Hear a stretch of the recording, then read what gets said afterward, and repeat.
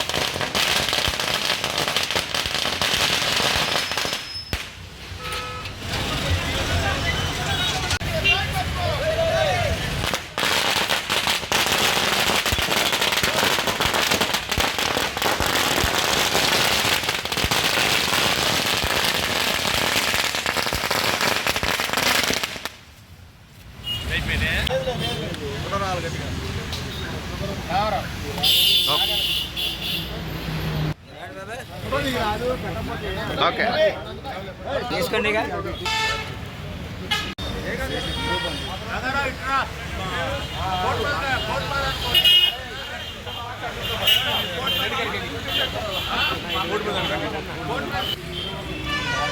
okay